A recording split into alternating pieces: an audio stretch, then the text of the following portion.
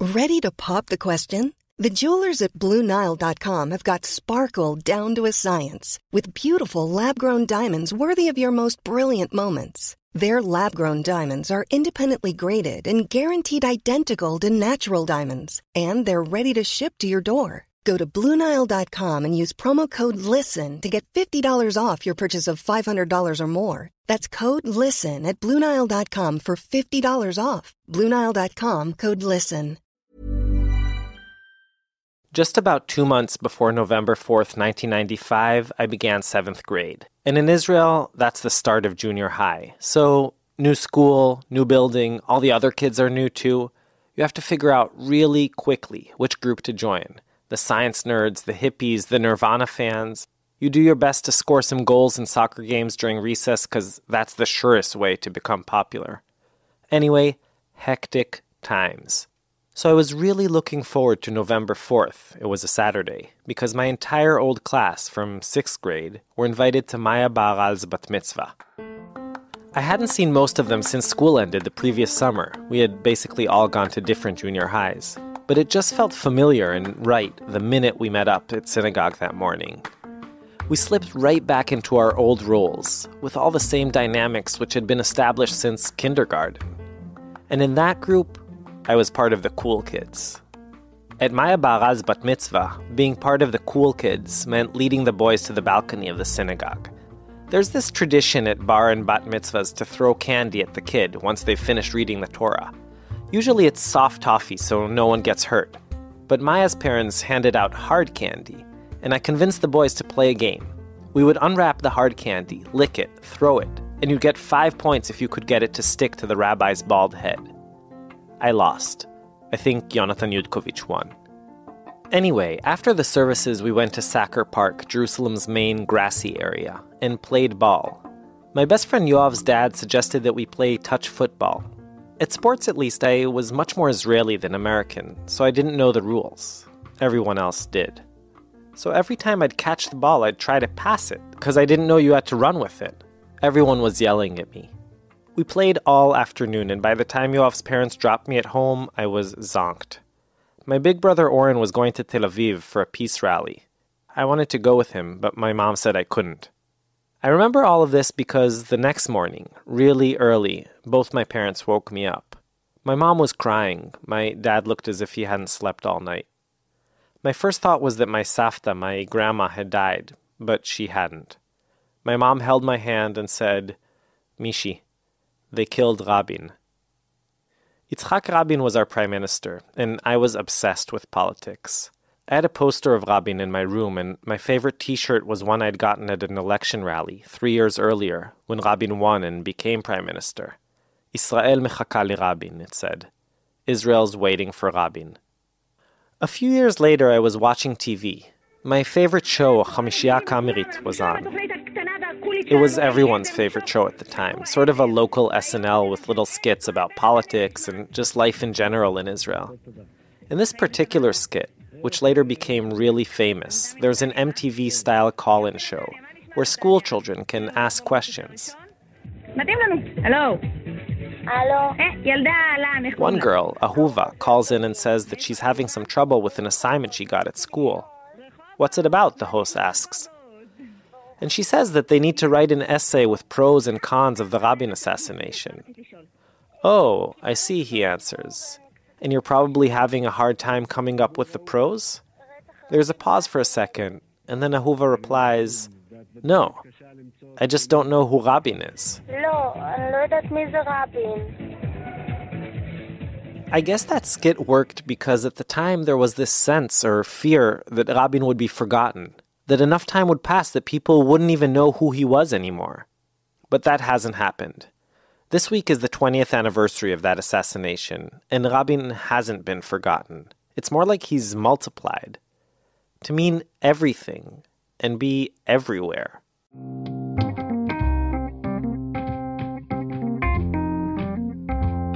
Hey, I'm Mishi Harman, and from PRX, this is Israel Story. Israel Story is produced together with Tablet Magazine. And today on our program, which we're calling Rabin Is, we're going to tell the story of 6 different Rabins. You know, This is one of those difficult episodes to make because there isn't a single person in Israel who doesn't have something to say about Rabin, who doesn't feel some sort of personal connection to him, or remember exactly, like I do, where they were on that Saturday 20 years ago. We thought that the best place to start was with the person who knew Rabin the longest. Act 1, Rabin is my brother. שלום. שלום, רחל? כן. כן, שלום, מדבר מישי הרמן. כן. מה שלומך? בסדר. Rachel Rabin, Yitzhak Rabin's little sister, isn't so little anymore. She's almost 91 and she lives alone at the very edge of the country, in Kibbutz Manara, less than 100 meters from the border with Lebanon. She had told us to call when we got to the entrance of the kibbutz so that she could direct us to her house.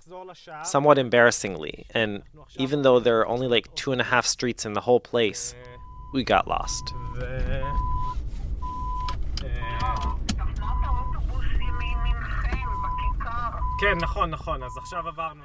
When we finally pulled into her driveway, she looked at us and with half a smile said, "Guys, you really screwed up, huh?"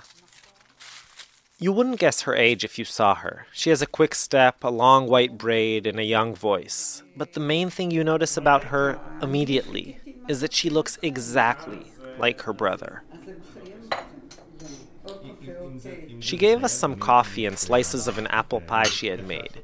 We sat in her tiny apartment, and as if we were talking about yesterday, Rachel took us back to the early 1930s in Tel Aviv.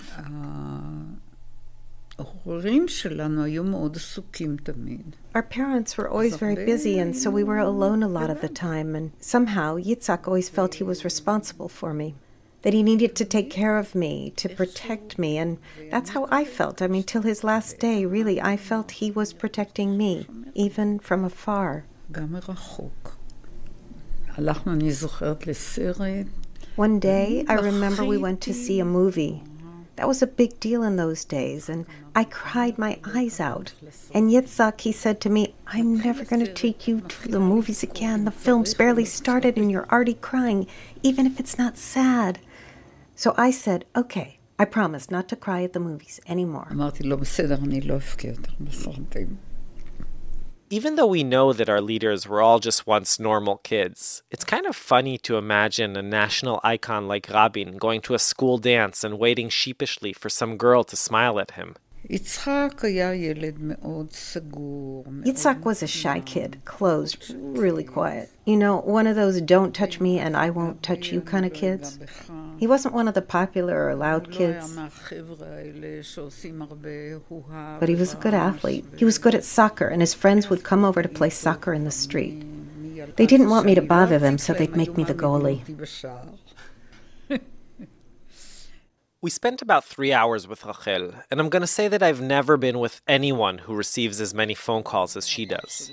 There were journalists, of course, old friends of Yitzhak calling to check in on her, neighbors, grandchildren, and, I kid you not, someone who called to say that they had gone to the same summer camp as Rachel in 1935 and wanted to know whether she remembered the words to the camp anthem. She did. Before we left, Rachel took us to the den where she keeps all her memorabilia. She pointed to the wall to a large faded picture of their mom, Rosa, holding her 2 kids, 5-year-old Yitzhak in sort of a blue and white sailor's outfit, and 2-year-old Rachel with short curly hair. She showed us part of a Katyusha bomb that had landed in her living room, and then she opened folders where, in individual plastic sheets, she keeps dozens and dozens of letters from Yitzhak. She took out a few, and as she began reading them to us, I thought about what it's like to share your big brother with an entire country, to have so many people feel as if they had a special relationship to him, even though they never even knew him, let alone fought with him about who'd do the dishes. Rachel talks about her big brother with admiration and respect, and from all the letters you can tell just how much he loved her, too. But like all of us, even with her, there's a sense that something wasn't completely equal. In the 60s, once her brother had already become a war hero and a public figure, he was on the radio, talking about his childhood. My dad and I sat here in the living room and listened to the show. And Yitzhak was talking about how lonely he felt at home growing up. And I was really surprised since I never felt lonely. So I called him up afterwards and we tried to understand why we had such different memories. And then I realized that I was never lonely because I had him. He was always around. And I guess I just wasn't the same kind of rock for him as he was for me. I was just his little sister. I just miss him so much.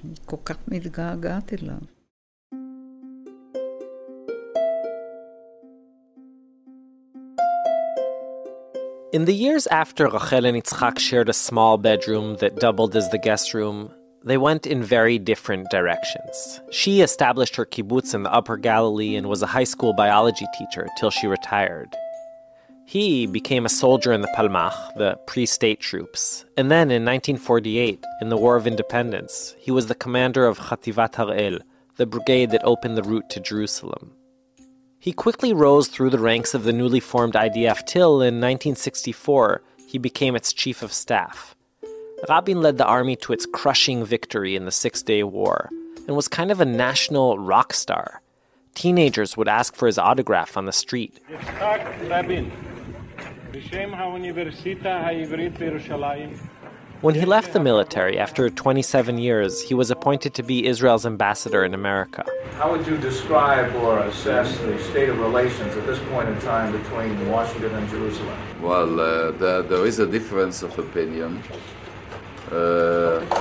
You know very well what Israel believes. And after that, he joined politics, first becoming Golda Meir's Minister of Labor, and then, when she resigned in 1974 after the Yom Kippur War, he was named Israel's 5th Prime Minister. Good evening. I would like to explain what has been done today in the Knesset. He was a different kind of politician. For starters, he was young, a member of a new generation that hadn't come from Europe. He was a tzabar, born and raised here, a man of the land. But his term as prime minister was anything but glorious. He was considered a mediocre leader.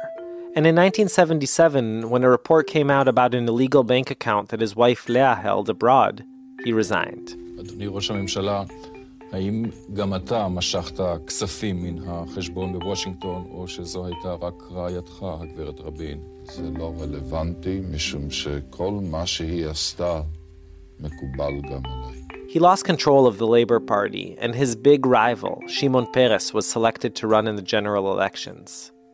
Peres lost to Begin, the first time the right-wing Likud party came to power. אתם הייתם משוכנעים שאתם תרכיבו את הממשלה. התרגלתם לשלוט, ולכן אתם עדיין המומים. תתרגלו. So, at the age of 55, Rabin had basically become a has-been.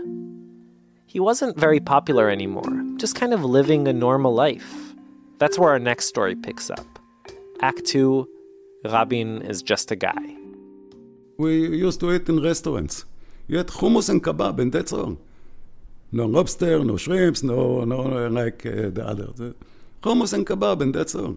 And some whiskey. More than some whiskey. Me'ir Palevsky is a private detective. He lives alone in Tel Aviv. He smokes a lot, writes a lot of Facebook statuses.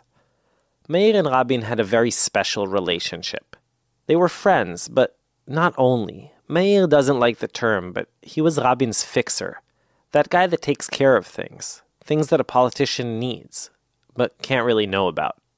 They met after Rabin had resigned the prime ministership. It was the end of the 70s. We were in the reserve in the army in the Sinai Desert.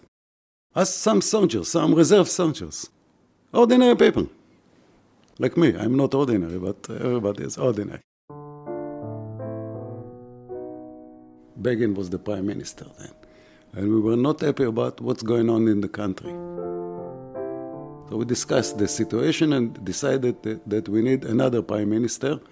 And we decided between us that Rabin is the person that can lead the country and do it better. So we went home after the reserve. We found his phone number in the book. His private home is in his apartment. We called him. We asked for a meeting. We came to the office. His handshake was very shaky. He was a general in the army and so on, but he was not a macho. He was like a university lecturer or something. He didn't look in the eyes, he looked down. And he said, "Fellows, what can I do for you?" He said, "We want you," I said, "I want you to be the prime minister." So he sat back. He was a little bit startled. You need to understand, at the same time, Rabin, he was at the back benches of the party. Nobody cared about him. He was alone. Nobody cared about him, except us. We kept talking about the idea. He didn't commit, but he was interested. And we decided that at the end of the meeting that we'll make a gathering at my home with 50, 40, 50, 60 people. He will talk to them, and we see the atmosphere. We were sitting, a lot of people in my apartment, 60 people sitting in one room, sitting on the floor and everywhere. Rabin was sitting on a chair like this, and I was beside him, and everybody is around. And he started telling us memories of the time that he was the prime minister. The finance minister came to him with the problem of the inflation, and suddenly the unions of the teacher began striking. And in the middle of all this mess, Prime Minister of Canada, Trudeau, came to Israel. It was a boring lecture. That was so boring that everybody started moving. So one of my friends asked him, did Trudeau brought his wife? Trudeau's wife, she was a famous, beautiful woman that the gossip said she had a flirt or a romance with Mick Jagger of the Rolling Stones. So Rabin said, yes, sure, he said. How is the wife? He said, in English, nothing to write home about. She was a famous, beautiful woman. So my friend insisted, said, everybody is saying that she is beautiful. He didn't answer. And people start moving and didn't like the atmosphere. The evening is going very wrong. I was not happy. So at that point, I decided I must make a move to salvage this evening. If I fail, I fail. If I succeed, we will succeed. So I opened my mouth, and I have a big mouth, and said, Yitzhak. You never call him Yitzhak. Sometimes you call him respectfully Yitzhak. But I said loudly and clearly, Yitzhak. I'm trying to translate it I'm trying to find the words. Okay. I said, Yitzhak. Would you fuck her? Everybody started laughing, and his wife, she sent me a rays of fire from her eyes. He didn't answer, but he became free because, he was 40 years in the army. You know how people in the army are, the language of the people in the army. So the atmosphere became very friendly, and the evening became a big success. Everybody was very happy with him. Everybody joined our group, our Rabin group, and the rest is history. At the end of the evening, his wife, stayed with me and my wife with some whiskey, and he said in his voice, Me'ir, don't do it again. So I said, Yitzhak, you started.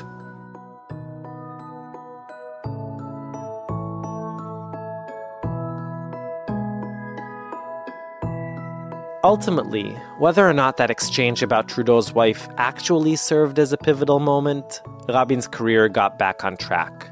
There was a national unity government, and Rabin served as the defense minister. These were the days of the First Intifada, the popular Palestinian uprising, and Rabin was a hardliner. He famously said that Israeli soldiers shouldn't shoot at the Palestinian protesters and stone throwers, but should break their arms and legs. He was Mr. Security, and in 1992, he finally beat his nemesis, Peres, in the Labor Party primaries.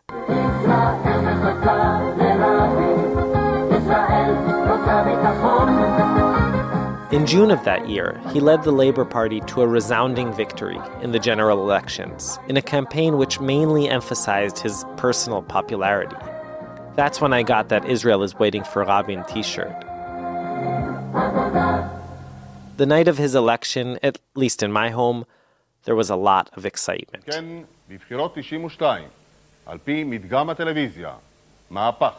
Almost immediately, Rabin set off on a new path. It included negotiations with the PLO and their leader, Yasser Arafat. These were the Oslo Accords, which recognized the PLO and granted the Palestinian Authority partial control in Gaza and several cities in the West Bank. On September 13th, 1993, I remember listening to the radio with my mom in the car when Rabin, somewhat reluctantly, shook Arafat's hand on the south lawn of the White House. My mom looked at me with tears of disbelief in her eyes and said, "Remember this moment, Mishi." We who have fought against you, the Palestinians, we say to you today, in a loud and a clear voice, enough of blood and tears. Enough! The next year, we made peace with King Hussein of Jordan, and Rabin, Peres, and Arafat flew to Oslo to receive the Nobel Peace Prize. People were talking about a peace treaty with Syria, and there was this general sense of hope in the air. We could actually end this bloody struggle. Ladies and gentlemen, the time for peace has come.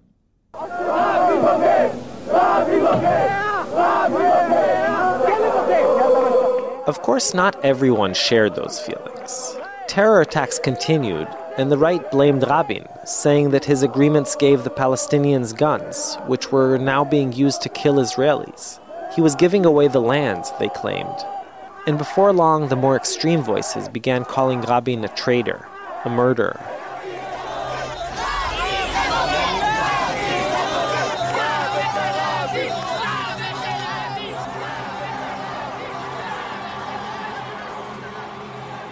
There were rabbis in the West Bank who performed pulsa denura ceremonies against Rabin, basically kind of a ritual curse. Some said outright that he should be killed. And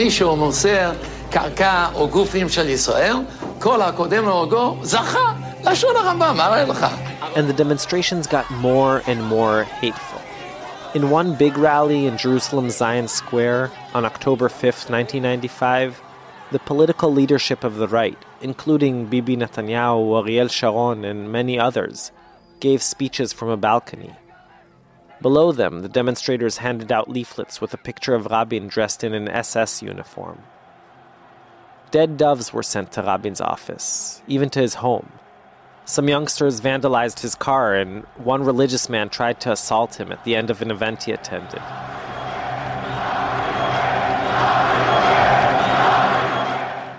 As all this violent rhetoric escalated, the left began planning a counter-demonstration, which would take place a month later in Tel Aviv's main square.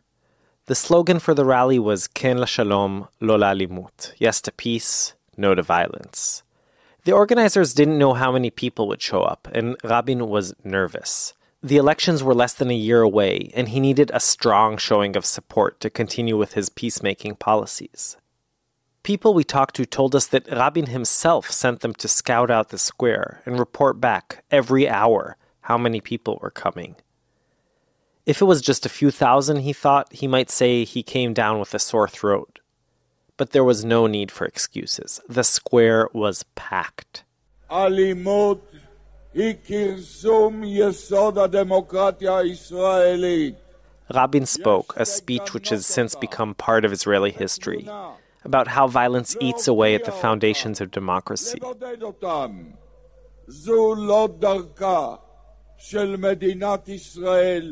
He said that wasn't our way. We solve things in democratic elections, not by violence. At the end of the rally, the leadership of the left stood together and sang. Rabin couldn't carry a tune. A song called Shir LaShalom, a song for peace. Everyone felt exhilarated, including Rabin. It had been a big success. Then he walked down the stairs to his car. That's where Yigal Amir, the assassin, was waiting. Act 3, Rabin is dead. Like the JFK assassination, everyone remembers what they were doing when they heard the news. For Aliza Goren, that isn't so hard. She was one of the people closest to the news. My name is Aliza Goren, and I'm a businesswoman. I was used to be the spokesperson for the late Prime Minister Rabin, until the minute he died.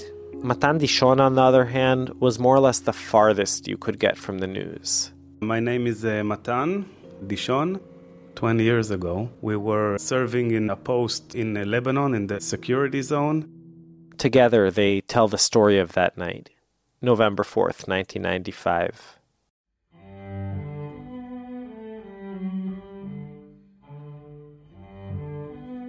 So at that night, it was a winter, of course, and it was probably cold and muddy as usual.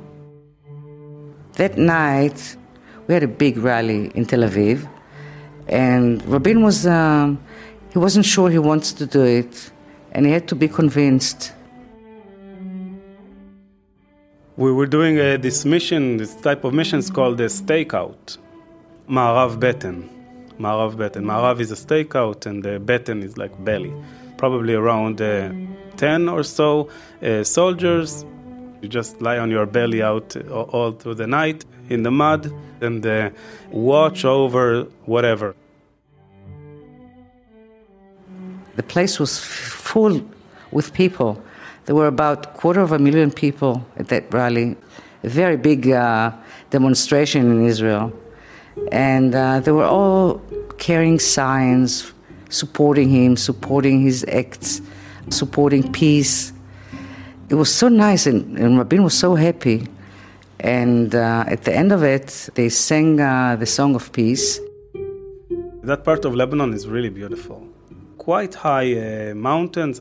They're green, I guess, most of the year.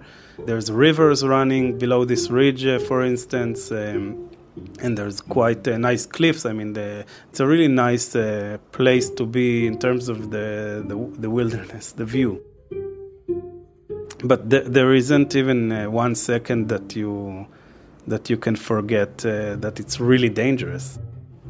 He started saying goodbye to everybody, and I escorted him to the car. We went downstairs. The car was waiting for him. The bodyguard was walking behind him. There were a lot of policemen around there. And I was walking behind the bodyguard, and he kept saying goodbye to people, while stepping down the stairs. And suddenly I heard shots. And suddenly we see, as far as the eye can see, flares, shootings. We hear a lot of gunshots in the air.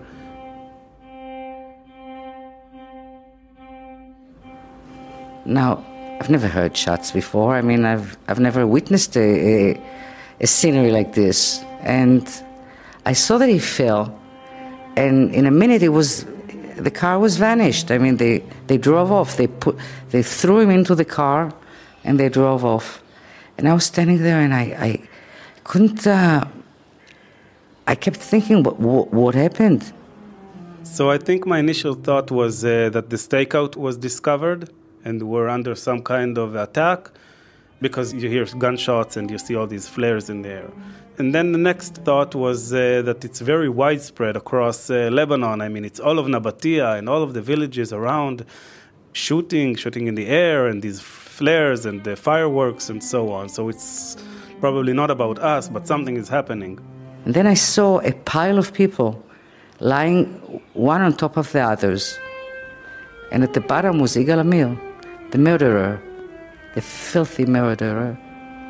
I believe I thought it was some kind of celebration, some kind of Lebanese holiday celebration or something like that. And I was standing there and I said, what am I going to do? I have to call and see where he went, Rabin, and if something happened to him. The only number I could remember at this moment was the number of the military attaché of Rabin, Danny Atom. So I called him up. And then we radioed back to the post, what's going on? And I said, listen, Danny, I think they shot Rabin. He said, what are you talking about? In the beginning, he was yelling at me that I'm imagining things.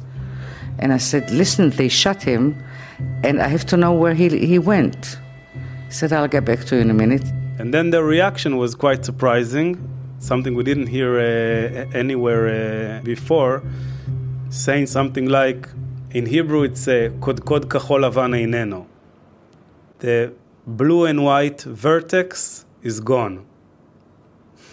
So I have to explain that sentence probably. Blue and white is a radio code for Israel. And vertex is a general radio code for an officer. He got back to me in a few minutes and he said they took him to the Ichilov hospital, which was like a mile and a half away. But my car was parked so far and I started running by foot. And at some point my assistant drove next to me and drove me the rest of the way. We dismantled this stakeout. We went back to the post very early. I guess I started thinking about who is gone. Who is this person who is gone, and what's all these celebrations? When I got there, I went downstairs. I saw Mrs. Rabin with the driver. And the driver told me, listen, they shot him in the back. And he was wounded. And I said, what are you, doctor? And she was standing there, speechless, Leah Rabin. We went downstairs where the operations room were.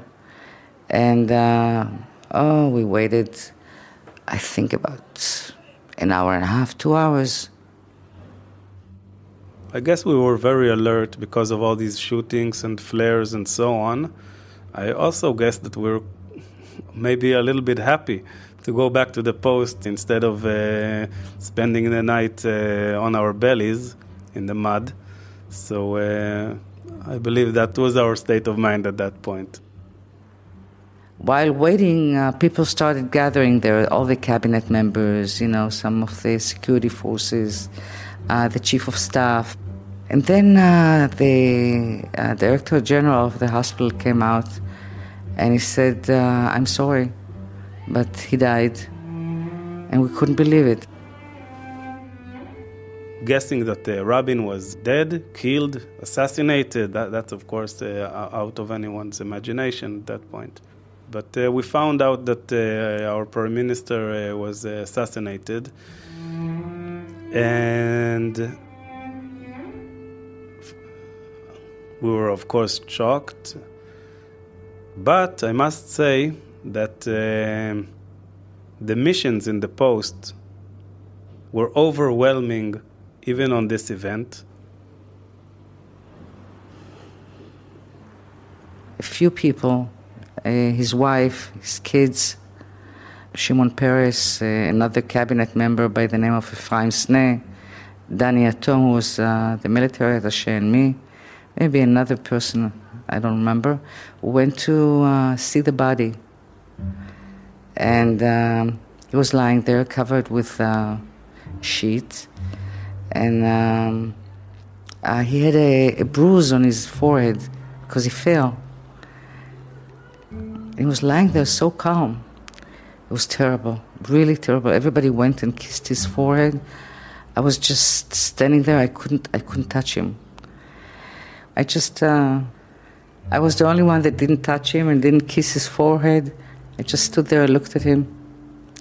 That's it. When we came back to Israel after about 4 weeks, we really realized what happened and could really stop and think about it. And then it was, it felt real, like a backstabbing. I thought that it's the end of Israel. That Israel will never be able to get back to what it was. That evil has prevailed. That injustice has prevailed. That the incitement succeeded in an undemocratic way. And I think it's, we still feel it until today.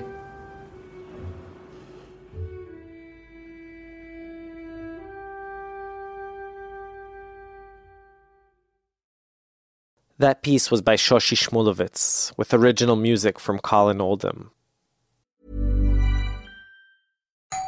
Wings are here. Oh, from? No, I'd never order from anymore. Popeyes now has wings in 5 flavors. Ghost pepper, roasted garlic parmesan, sweet and spicy, signature hot, and honey barbecue. Marinated in Louisiana spices, hand battered and flipped. Makes no sense they're $5.99 for 6 pieces. Taste them. Crunchy outside. And juicy inside. Consider me a convert. That's the most romantic thing you've said to me all month. We don't make sense. We make chicken. Love that chicken from Popeyes. Price may vary. Etgar Keret, an author and a regular contributor to our show, lives less than a 10-minute walk from Kikar Malchei Israel, the square where Rabin was murdered. One of his most iconic short stories is actually about Rabin. Yochai Meital and I went to talk to him about that story. It's called Rabin is Dead. But Rabin in the title of the story isn't the Rabin. Act 4, Rabin is a cat. I got a lot of bad reactions. Kind of people said, how dare you write a story about a cat named Rabin, This means that you really didn't like Rabin, that you didn't believe in the peace process, that you hate your own country, And the world thinks that calling a geriatric hospital in which people pee on themselves, Rabin's hospital, is very respectable, or calling a dead-end street that is all dirty, Rabin Street, is wonderful, but calling the animal that they love the most after Rabin is something that is not acceptable. So this is kind of how I sat down and started writing the story. Here's Edgar's story, read to us by Neil Friedlander. Rabin's dead. It happened last night. He got run over by a scooter with a sidecar. Rabin died on the spot. The guy on the scooter got hurt real bad and passed out, and they took him away in an ambulance. They didn't even touch Rabin. He was so dead there was nothing they could do. So me and Tiran picked him up and buried him in my backyard. I cried after that, and Tiran lit up and told me to stop crying because I was getting on his nerves. But I didn't stop, and pretty soon he started crying too. Because I really loved Rabin a lot, but Tiran loved him even more. Then we went to Tiran's house, and there was a cop on the front stairs waiting to bag him, because the guy on the scooter came to and squealed to the doctors at the hospital. He told them Tiran had bashed his helmet in with a crowbar. The cop asked Tiran why he was crying, and Tiran said, "Who's crying, you fascist motherfucking pig?" The cop smacked him once, and Tiran's father came out and wanted to take down the cop's name and stuff, but the cop wouldn't tell him, and in less than 5 minutes there must have been like 30 neighbors standing there. The cop told them to take it easy, and they told him to take it easy himself. There was a lot of shoving, and it looked like someone was going to get clobbered again. Finally, the cop left, and Tiran's dad sat us both down in their living room and gave us some Sprite. He told Tiran to tell him what happened and make it quick before the cop returned with backup. So Tiran told him he'd hit someone with a crowbar, but that it was someone who had it coming, and that the guide squealed to the police. Tiran's dad asked what exactly he had it coming for, and I could see right away that he was pissed off. So I told him it was the guy on the scooter that started it. Because first he ran Rabin over with his sidecar, then he called us names, and then he went and slapped me too. Tiran's dad asked him if it was true, and Tiran didn't answer, but he nodded. I could tell that he was dying for a cigarette, but he was afraid to smoke next to his dad. We found Rabin in the square. As soon as we got off the bus, we spotted him. He was just a kitten then, and he was so cold he was trembling. Me and Tiran and this uptown girl with a navel stud that we met there We went to get him some milk, but at Espresso Bar they wouldn't give us any. And at Burger Ranch they didn't have milk, because they're a meat place and they're kosher, so they don't sell dairy stuff. Finally, at the grocery store on Frischmann Street, they gave us a half pint and an empty yogurt cup, and we poured him some milk and he lapped it all up in one go. And Avishag, that was the name of the girl with the stud, said we ought to call him Shalom, because Shalom means peace, and we'd found him right in the square where Rabin died for peace. Tiran nodded and asked her for her phone number, and she told him he was really cute, but that she had a boyfriend in the army. After she left, Tiran patted the kitten and said we'd never in a million years call him Shalom, because Shalom is a sissy name. He said we'd call him Rabin, and that the broad and her boyfriend in the army could go fuck themselves for all he cared, because maybe she had a pretty face, but her body was really weird. Tiran's dad told Tiran it was lucky he was still a minor, but even that might not do him much good this time, because bashing people with a crowbar isn't like stealing chewing gum from a candy store. Tiran still didn't say anything, and I could tell he was about to start crying again. So I told Tiran's dad that it was all my fault, because when Rabin was run over, I was the one who yelled it to Tiran. And the guy on the scooter, who was kind of nice at first and even seemed sorry about what he'd done, asked me what I was screaming for. And it was only when I told him that the cat's name was Rabin that he lost his cool and slapped me.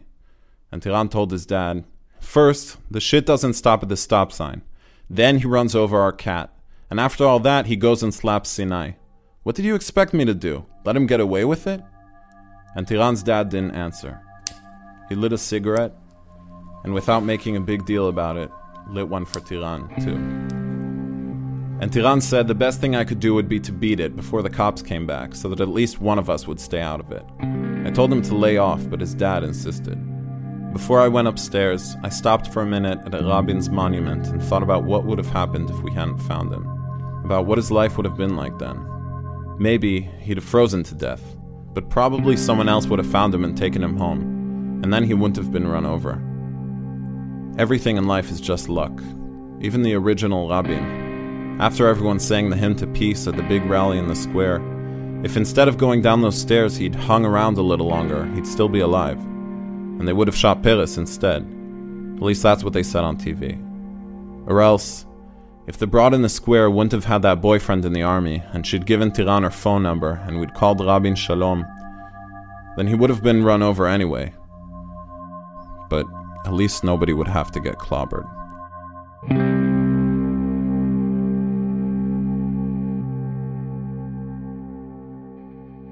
I'm constantly thinking, like, is there an allegory here that I'm not getting? I didn't write it as an allegory. And I think that the thing that connected me the most to this kind of, let's say, collective emotion that I felt in Israel after the assassination of Rabin was this idea that everybody was in pain and everybody was really, really sad.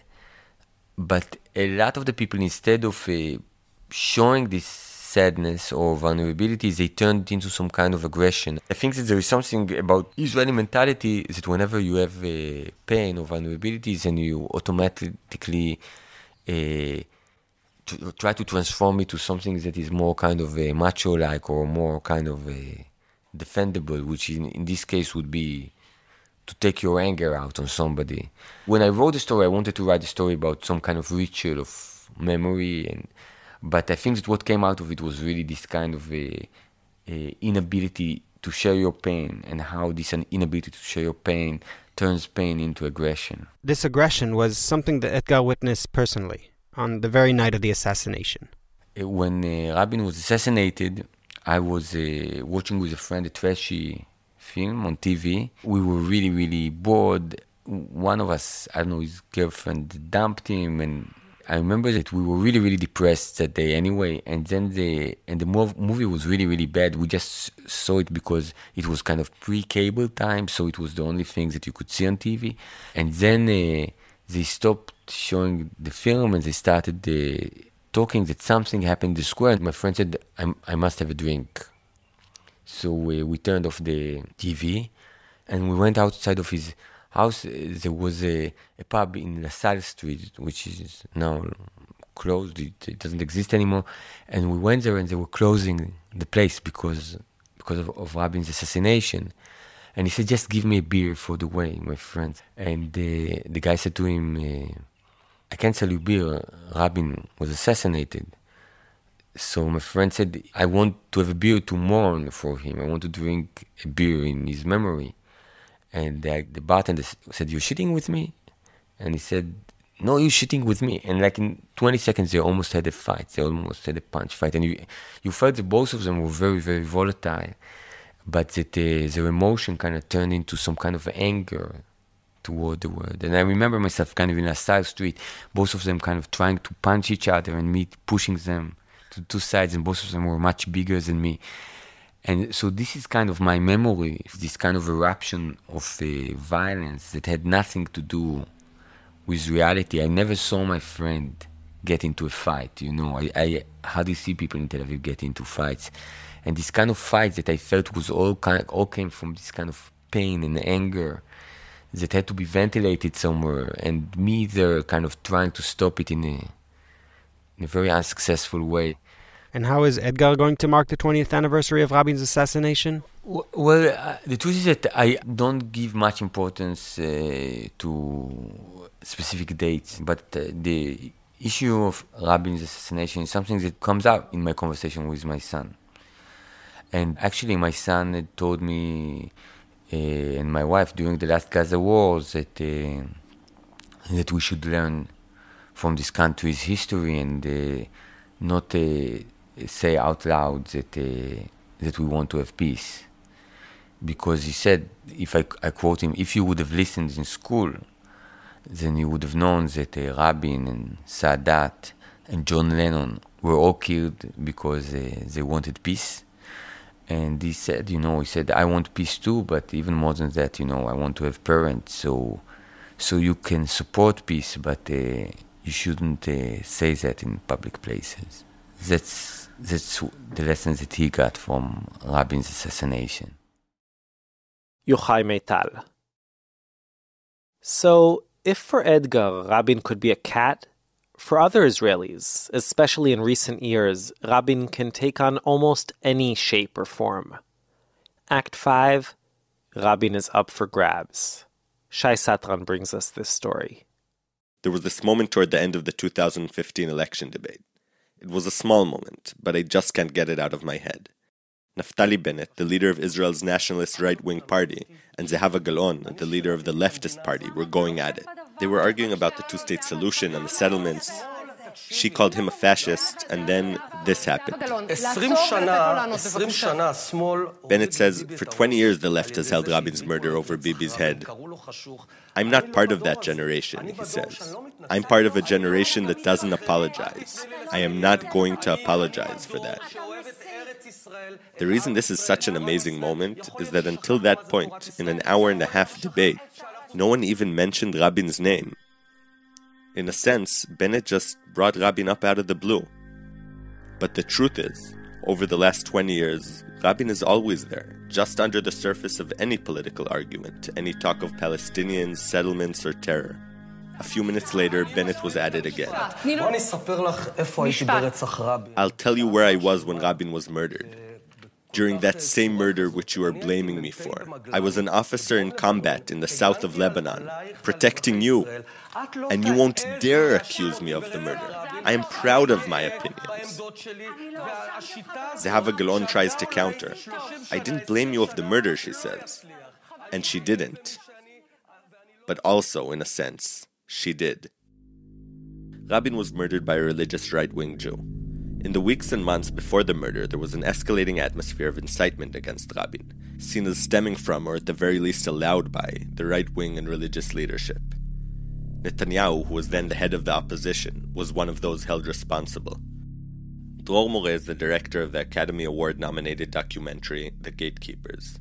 He spends a lot of time thinking about that day, November 4th, 1995. The assassination of Rabin marked the lowest point, which from there we are only going down. He's outraged at the reality which has allowed Bibi, just 2 decades later, to become the chief eulogizer at Rabin's memorials. Bibi walked in a rally where behind him was a coffin, and on that coffin there was said, Rabin, the killing of the Zionism. What does it signal? He was standing on the porch, those horrible demonstrations that were in Jerusalem in the Zion Square, where Rabin was portrayed as a Nazi SS officer. So the political leadership, people that are with us still in the Knesset today. Talking to Dror, a picture of Rabin and the murder emerges. Rabin was courageous in fighting for peace. The extreme right and the religious zealots were responsible for creating the national atmosphere in which the murder could occur. Rabin was the prime minister of Israel. He was assassinated because he tried to go for peace. The commemoration of Rabin is subdued into one camp, which is shrinking rapidly, which is the peace camp, let's call it like that, in Israel. And the other camp is growing bigger and stronger. This is a widespread sentiment in the Israeli left. We are the few that still uphold Rabin's memory, they say.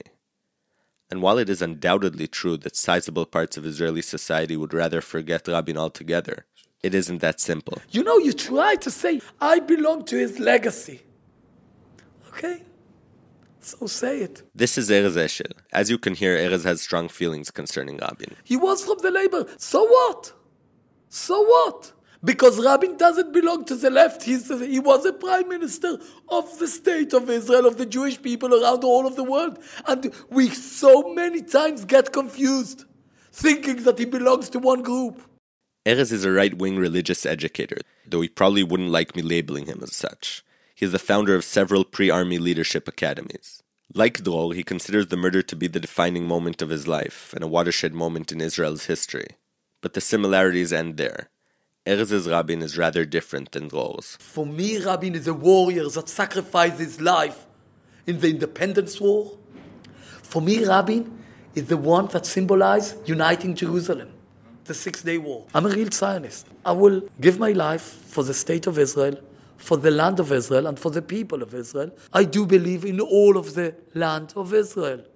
I do. I believe that Yitzhak Rabin believed in all of the land of Israel. And how does Rabin's striving for peace factor in? You know, there was the endless campaign about peace. Many times the campaign for the peace was a campaign against the extremer, against the settlers. This fantasy, saying like, if Rabin would be alive, we would have peace now. And there were no stabbing and no explosions. Peace movement. With who do we do peace? We speak about in Gaza, Hamas, and in the West Bank, Abu Mazen. Many people in the non-extreme right agree with Erez. They think that the peace process has tainted Rabin's true legacy. Rabin is remembered as a military hero and the unifier of Jerusalem.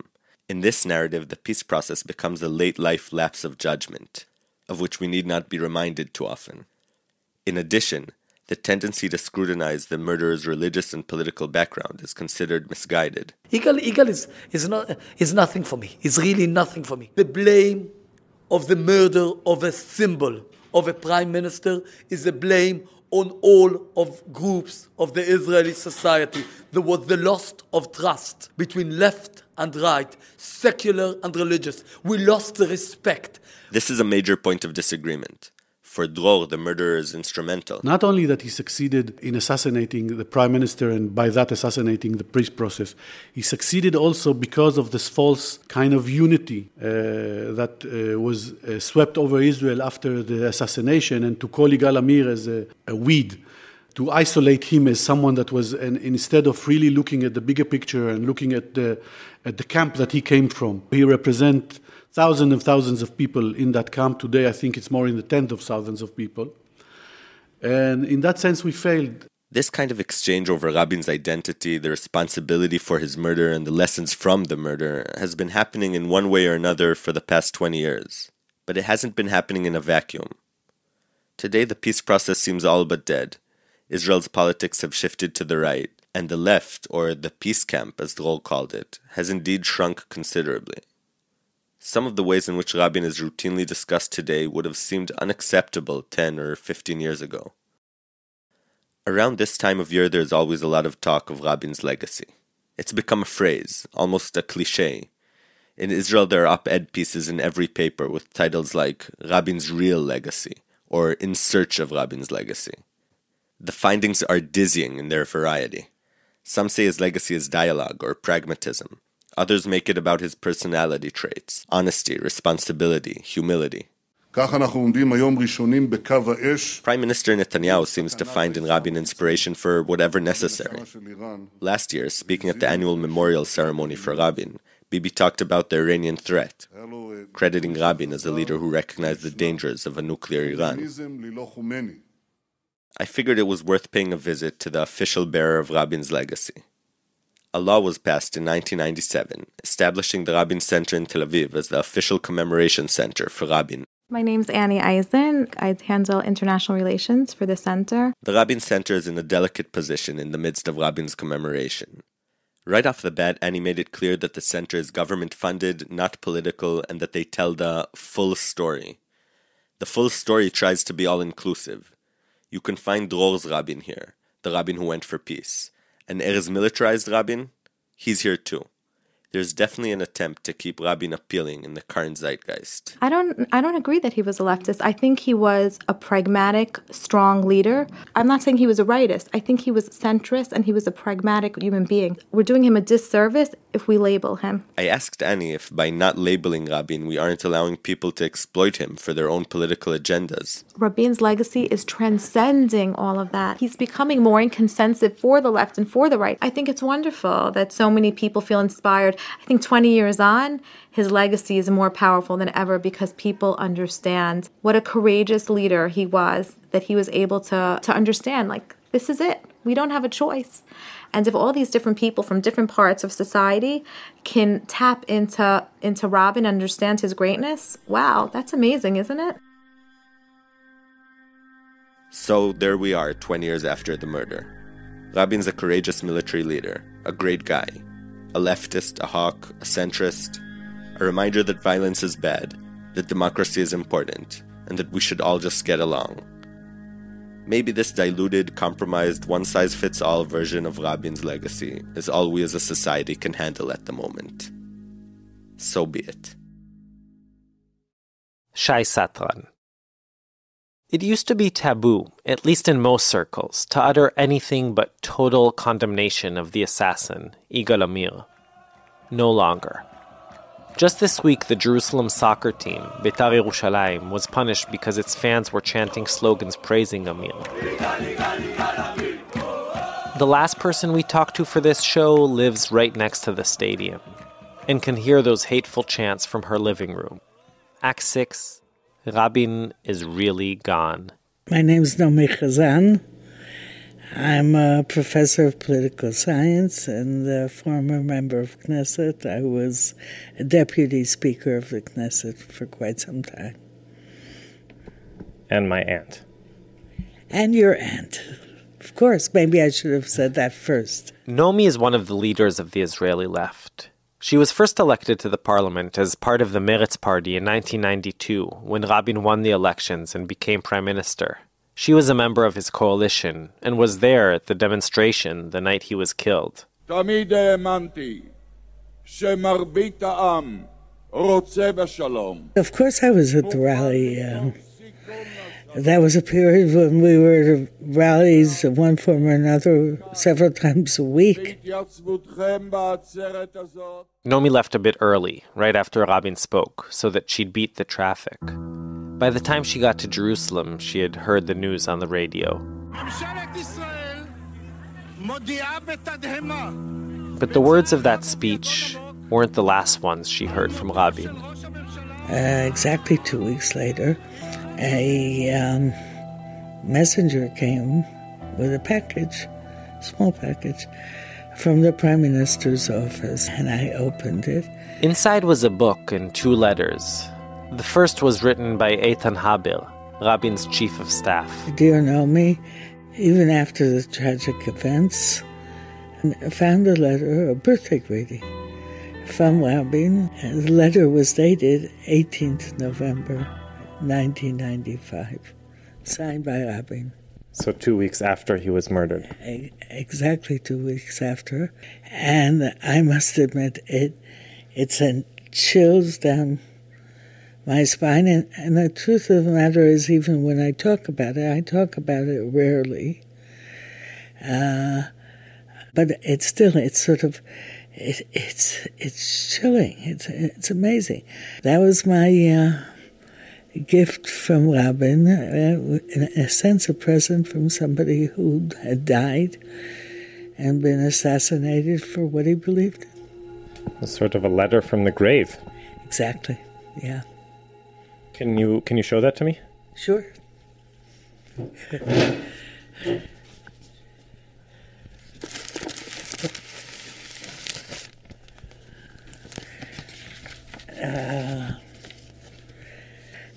חברת הכנסת נעמי חזן, לנעמי greetings. Your birthday is a day of celebration for all of us. Please receive my greetings for health and longevity. Mazal tov, congratulations, Yitzhak Rabin. What does it do to you? What do you feel reading this? Oh, geez, I haven't, truth be told, I haven't read it out loud. I never read it out loud until today. But you, Mishi, have seen it several times because every time you come visit me, you go to it like a magnet. But what does it make you feel? Sad, reflect. It makes me feel like part of the Israel that I knew and loved is no longer here. But what is here, Naomi believes, is a deep, deep concern. Israel's democracy has never been the same since the assassination of Rabin in the 20 years that have elapsed. No one has had the courage that Rabin had to pursue peace. In many respects, peace has almost become a dirty word. And I would go one step further. The fundamental source of Israel's strength is its democracy. And if it undermines its basic democracy, then it's in trouble. I don't love Israel any less, maybe even more.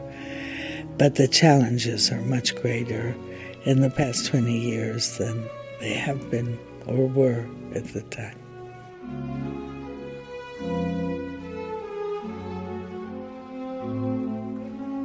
That piece of music that you're hearing, that's Bach's Mass in B minor. But for, I'm going to say, almost every Israeli over 30, it's the Rabin song.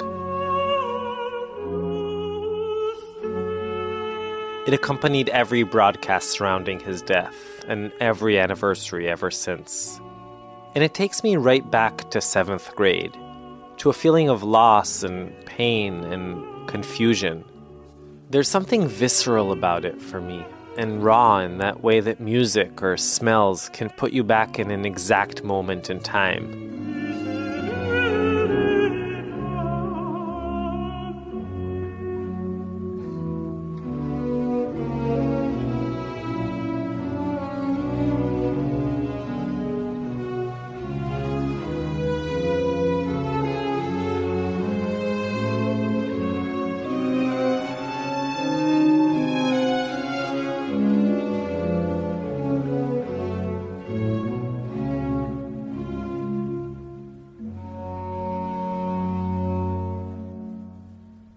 This week I went to the big memorial rally for Rabin in the same square where he was killed 20 years ago.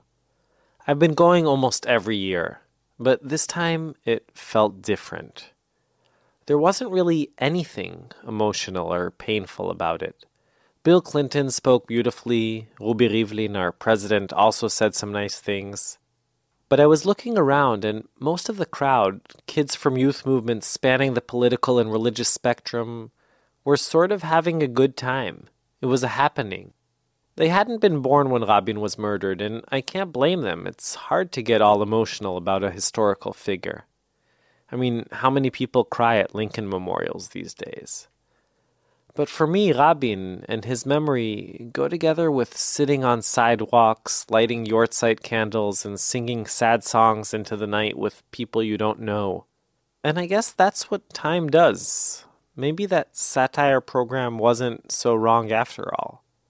Rabin hasn't been forgotten, but he's remembered in so many different, even conflicting ways that they kind of cancel each other out. And maybe in his case, that's what being forgotten really means.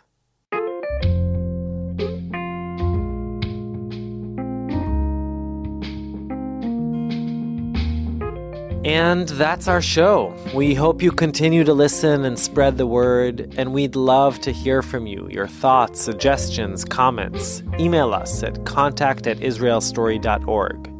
If you're new to the show, you can catch up on all our previous episodes. Just search for Israel Story on iTunes, Stitcher, or any of the other main podcast platforms. And if you've got a moment, please rate us and leave a review. And also follow us on Facebook, Twitter, Instagram, all under Israel Story. Now, I mentioned this last time, but Israel Story is looking for sponsors. As all you podcast listeners out there know, companies like Audible, Squarespace, Stamps.com, MailChimp, they've all become household names thanks to podcast sponsorships. And that can be you. Not only will you support our growing show, but you will also reach a phenomenal and engaged audience. So for more information, email sponsor@prx.org. Israel Story is brought to you by PRX, the Public Radio Exchange, and is produced in partnership with Tablet Magazine. Go to tabletmag.com/Israel Story to hear all our previous episodes. This episode was a mammoth effort by the entire Israel Story team and orchestrated by Shai Satran. Thanks to Davia Nelson of the phenomenal Kitchen Sisters, who dubbed Rachel Rabin. To Niva Lanier, Uri Rosenvax, Dani Zamir, David Harmon, Mati Friedman, Rotem from the Rabin Center, Guy Eckstein, Elad Stavi, and Jonathan Glicksberg. To Colin Oldham for the original music for the Rabin is Dead piece, and to the IDC radio studios in Herzliya. Our staff includes Yochai Meital, Shai Satran, Ro'i Gilron, Maya Kosover, Benny Becker, and Shoshi Shmulevitz. Rachel Fisher and Sophie Shore are our incredible production interns. Julie Subrin's our executive producer. I'm Ishi Harman, and we'll be back in 2 weeks with a brand new episode of Israel Story. Till then, yalla bye.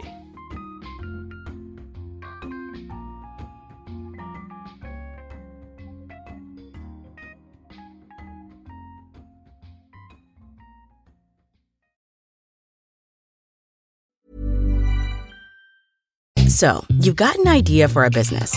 The store of your dreams. There's just one thing to figure out. Everything. That's why Shopify's all-in-one commerce platform makes it easy to sell online, in person, and everywhere else. Sell on social media, source products with an app to get that first sale feeling. It's the only solution that gives you everything you need to sell everywhere you want. So when you're ready to bring your idea to life, power it up with Shopify. Sign up for a $1 per month trial period at shopify.com/listen.